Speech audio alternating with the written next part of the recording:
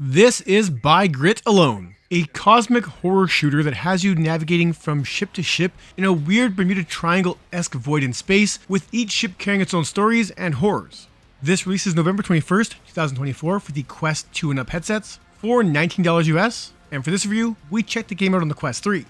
I like sci-fi, I like horror, I like shooters, and this comes from some developers behind games like Dead Space, Resident Evil, and Doctor Who, so on paper, this should be amazing, right?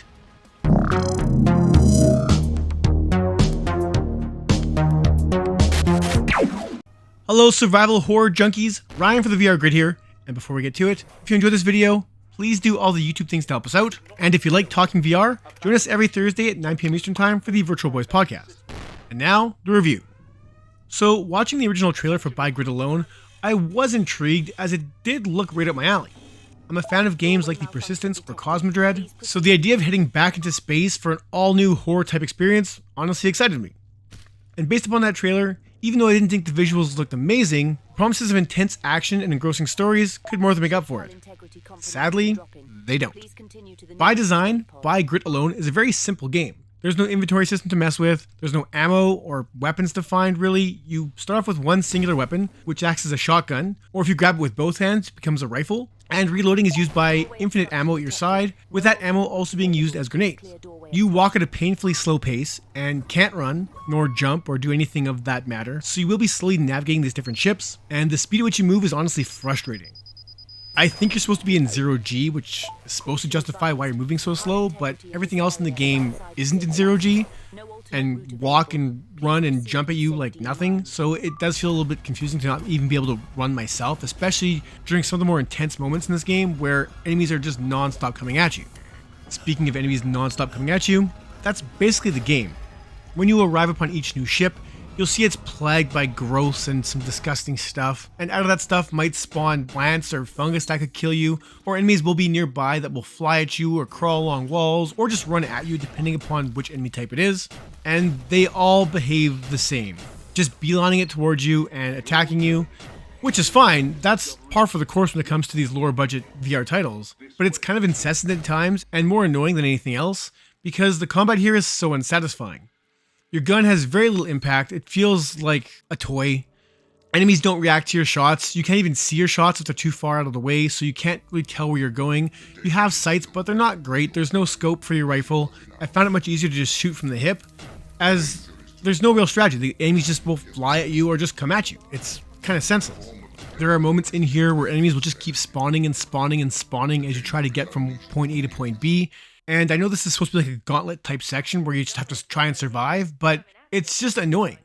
Thankfully, and this actually saved this review because when I quit playing out of pure frustration, I was going to just trash this game and say it's not worth my time, I'm not going to review it.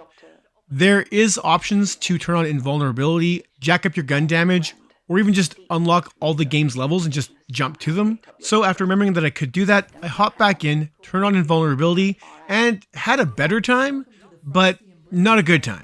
The gameplay elements here are minimal. You fire your gun, throw grenades, or activate various holologs that are scattered throughout each ship. This is where a bulk of the story comes in, as you'll find radio logs where people talk about what happened preceding your arrival. You'll find text logs, which can be really wordy, and that's never really fun to do in VR, or full-on holographic recreations of other scenes, typically displaying the disturbing and macabre events that happened on that ship, though unfortunately, the holograms are little more than beams of light in the shape of the people involved, leaving much of the gory detail left to your imagination. Every ship is different, and every story told is different, but the enemies you face are typically all the same, minus one or two more introductions throughout each ship. If you are playing this normally, there are health stations along your journey should you need them. There are also a few puzzles present as well that help access hidden doors and whatnot. They're few and far between, but they are here, and they're not way too complicated, they just kind of mix up the gameplay a bit. One of my biggest issues is the presentation, which really does hurt the overall game, and while I could look past that if that was the one glaring issue here, it's not. This looks like something I played on the Quest 1 like 4 or 5 years ago, and we've come a long ways in that time. And while I'm not expecting anywhere near the levels of like Asgard's Wrath or anything along those lines, I do expect to be immersed, and the visuals here just don't do that. Very little environmental lighting effects are at play. Your flashlight's terribly weak, I'm sure by design to make it more scary. In the darker sections, all the creatures you face have like glowing yellow eyes. You can see them coming in that pitch blackness, but the creature designs don't look fantastic. None of it looks scary or immersive. Feels like I'm playing a very budget video game to a point where I don't want to. I love the idea of hopping from ship to ship and seeing these new stories, but the presentation here just kills it. It's not fun. Literally nothing in here looks good. I guess some of the infestation stuff looks alright, but outside of that, everything just looks bland, boring, dull, lacks in textures, and it just hurts the overall experience, and I didn't want to really enjoy the story just because of that, which is unfortunate, as I did appreciate the amount of effort that went into each story. I just couldn't be bothered with everything else around it. Every time an enemy is triggered, action music kicks in and cuts out just as fast once they die, but with the game always throwing enemies your way, there's a constant introduction of music and then cutting and then starting and then stopping. And it's needed, I guess, because some enemies just don't make a lot of noise, and all of a sudden your screen's just going red because you're being attacked because a spider guy's at your foot or something. So the music does tell you you're not done killing guys yet, but I feel like that shouldn't be the way I tell that I'm being attacked. I should be able to hear the shots fly by or, other things. And it's not like these sound effects are absent, they're just absent a lot. Also, comically enough, the sound effects for most of the monsters sound like effects I could do. Like, for instance, or like it's all one guy just making monstery noises. Unfortunately, most of the monsters only make the same singular noise. So there are sections of this game where 3 or 4 of these things, 5 even, are all coming at you and they're all echoing the exact same noise. There's no spatial audio in here that I could tell. So every sound effect sounds like it's all around you all the time. They've killed so many children when all we want to do is leave.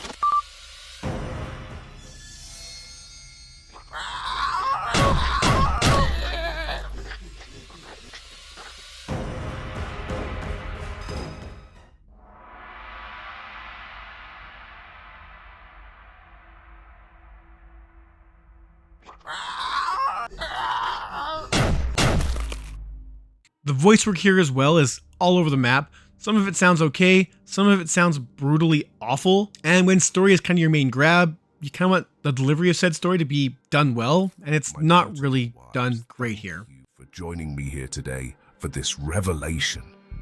I have brought you to the very edge of glory, but only you can take the final last steps. We are at the threshold of paradise. All we need do is throw open the door and step beyond.